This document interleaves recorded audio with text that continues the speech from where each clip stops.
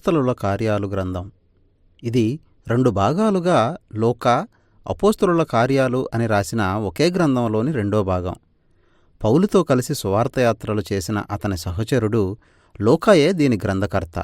ఈ గ్రంథ పరిచయంలో లూకా రాసిన ఆయన చేయుటకును బోధించుటకును ఆరంభించిన వాటన్నింటినీ గూర్చి నా మొదటి గ్రంథమును రచించితిని అనే మాటల ద్వారా మనం దీనిని గ్రహించవచ్చు. అపోస్తలుల కార్యాలు అనే ఈ గ్రంథం దేని గురించి రాశాడు అనే విషయం గురించి లూకా ఇక్కడే మనకు ఒక సూచన ఇచ్చాడు. తన మొదటి భాగం లేక గ్రంథం యేసు చేయడం బోధించడం ఆరంభించిన దాని గురించి, ఈ 2వ భాగం లేక గ్రంథం యేసు చేయడం బోధించడం కొనసాగించిన దాని గురించి. ఇది ఈ గ్రంథం పేరు ప్రారంభంలో అపోస్తలుల కార్యాలు గ్రంథం కాకపోయినా దాని గురించి ఆసక్తికరమైన విషయాన్ని మనకు తెలియజేస్తున్నది. ఈ గ్రంథంలోని వృత్తాంతం అంతట్లో అనేక మంది వేరువేరు అపోస్తలులు ఉన్నప్పటికీ ఆ గాథనంతటినీ మొదటి నుండి చివరి వరకు నేరుగా గాని పరిశుద్ధాత్మ ద్వారా గాని ఐక్యంగా నిలిపిన ఒకే ఒక వ్యక్తి యేసు. కాబట్టి ఈ గ్రంథాన్ని యేసు పరిశుద్ధుల చర్యలు అని పిలిస్తే ఇంకా బాగుండుండేది. ఈ గ్రంథ పరిచయంలో పునరుద్ధానుడైన యేసు ఏ విధంగా సుమారు 40 రోజులు తన శిష్యులతో గడిపి వారికి దేవుని రాజ్యం గురించి బోధిస్తూ ఉన్నాడో రాసి ఉంది. ఇది మనల్ని వెనక్కి అంటే లూకా సువార్త గాథలోకి నడిపిస్తుంది. అక్కడ తాను ఇశ్రాయేలుతో ప్రారంభించి ఈ లోకమంతటి మీద దేవుని రాజ్యాన్ని పునరుద్ధరిస్తున్నానని చెప్పాడు. కాబట్టి తనను వెంబడించడం ద్వారా దేవుని పరిపాలన కిందకు రావాలని ఇశ్రాయేలుకు పిలుపునిచ్చాడు. ఆయన ఎప్పుడైతే ప్రేమతో తన ప్రాణాన్ని అర్పించి మరణాన్ని జయించి తిరిగి లేచాడో అప్పుడే రాజుగా సింహాసనం ఎక్కాడు. కాబట్టి అపోస్తలుల కార్యాల గ్రంథం పునరుద్ధానుడైన యేసురాజు తన రాజ్యం గురించి తన శిష్యులకు సూచనలు ఇవ్వడంతో ప్రారంభమైంది. తన ఆత్మ త్వరలో దిగివచ్చి వారందరినీ తన వ్యక్తిగత సన్నిధితో ఆవరిస్తాడని ఆయన వాగ్దానం చేశాడు. మెస్సయా రాజ్యంలో దేవుని సన్నిధి అంటే ఆయన ఆత్మ దిగివచ్చి దేవుని ప్రజల మధ్య ఒక కొత్త దేవాలయంలో నివాసం ఉండడం ద్వారా వారి హృదయాలను మార్పు చెందిస్తాడని పాత నిబంధన ప్రవక్తలు పలికిన నిరీక్షణ పలుకులను ఇది నెరవేరుస్తున్నది. అది జరిగినప్పుడు ఆ ఆత్మ తన శిష్యులను బలపరిచి వారు యెరూషలేములోనూ యోదయ సమరయ దేశముల యందంతటను బూదిగంతముల వరకును నాకు సాక్షులై యుందురని యేసు చెప్పాడు. ఆ వెంటనే ఆయన వారి నుండి వేరై ఆకాశానికి ఎక్కి వెళ్ళిపోయాడు. అది దానియేలు గ్రంథం 7వ అధ్యాయంలోని వర్ణనలో నుండి తీసుకోబడిన చిత్రం. అది యేసు ఇప్పుడు తన శ్రమల వలన రుజువు చేయబడిన మనిషి కుమారుడిగా సింహాసనాన్ని అధిష్ఠించి ఈ లోకంపై దేవుని పరిపాలనలో తన పాత్రను తీసుకుంటాడని చూపిస్తున్నది. ఒకనాడు తాను తిరిగి వస్తానని ఆయన వాగ్దానం చేశాడు. అపోస్తలుల కార్యాలు గ్రంథంలోని ముఖ్యమైన అంశాలు, దాని నిర్మాణం నేరుగా ఈ మొదటి అధ్యాయం నుండే ప్రారంభమయ్యాయి. యేసు తన ఆత్మ ద్వారా తన ప్రజలను నడిపిస్తూ వారు లోకంలోకి వెళ్లి సమస్త రాజ్యాల ప్రజలను తన పరిపాలన కిందకు ఆహ్వానించేలా ప్రోత్సహించడమే దీని గాథాంశం.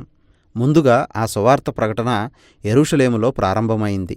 ఆ తరువాత అది పొరుగు ప్రాంతాలైన యోదయ సమరయాల్లో, తరువాత పూర్తిగా యూదేతరులతో నిండి ఉన్న ప్రాంతాలు, అక్కడ్నుండి బూదిగంతాల్లో ఉన్న సమస్త దేశాలకు ప్రకటించబడాలి.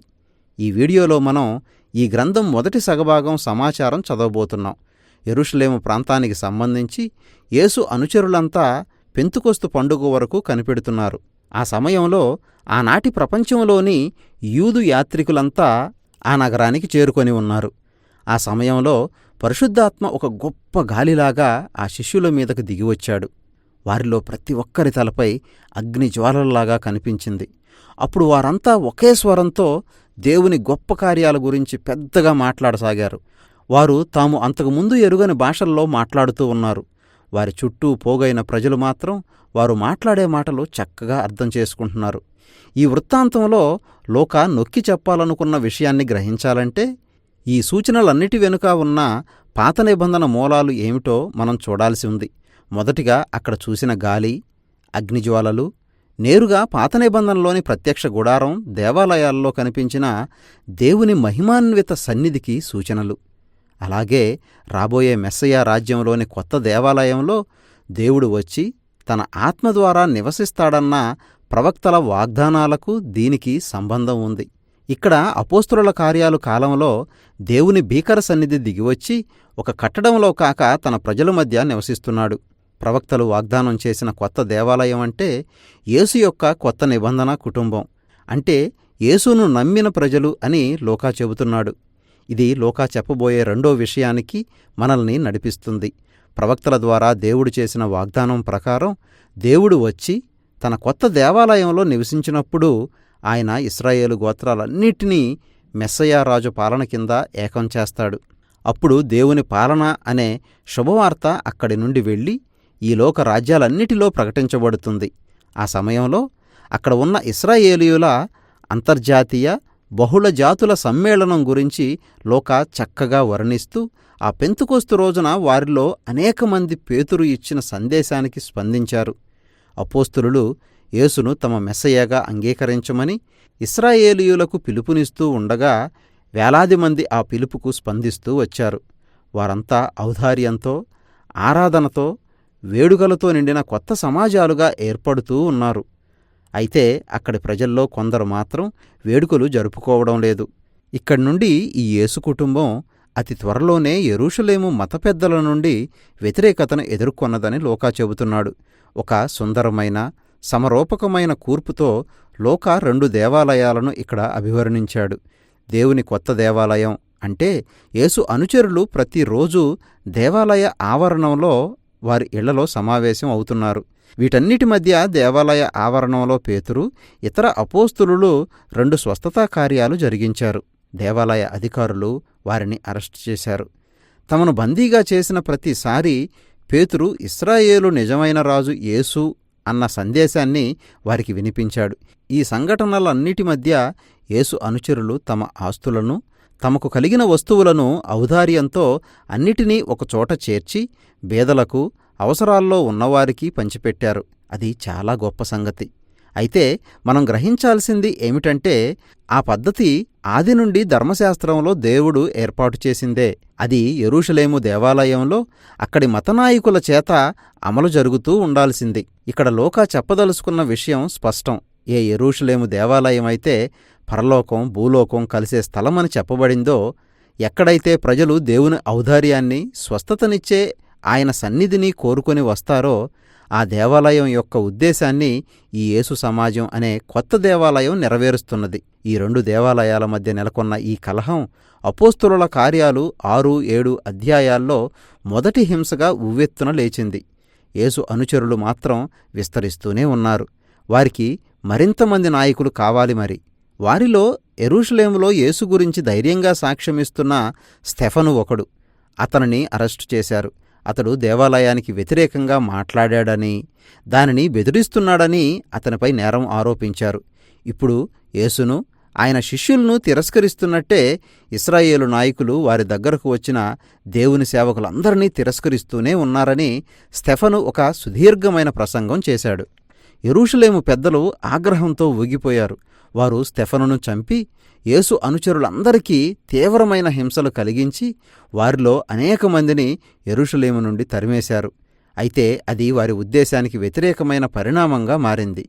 ఈ విషాద సంఘటనలు వాస్తవానికి యేసు అనుచరులు యూదయ, సమరయ ప్రాంతాల్లోకి ప్రవేశించడానికి ఒక మార్గంగా మారింది. ఈ భాగంలో లూకా కొన్ని విభిన్నమైన వృత్తాంతాలతో కూడిన సమాచారం చేర్చాడు. అవన్నీ కూడా ఎక్కువగా యూదులకు చెందిన యెరూషలేములో ప్రారంభమైన యేసు సమాజం ఏ విధంగా ఒక బహుళజాతి, అంతర్జాతీయ ఉద్యమంగా మారిందో మనకు తెలియజేశాయి. మొదటి ఫిలిప్పు సమరయ సేవాయాత్ర. అది ఇశ్రాయేలీయులు ఎంతో ద్వేషించే శత్రువుల ప్రాంతం. అక్కడ అనేక మంది యేసును అంగీకరించారు. తరువాత తార్సు పట్టణం వాడైన సౌలు మారుమనస్సు. ఆ తరువాత అతడు పౌలుగా మారాడు.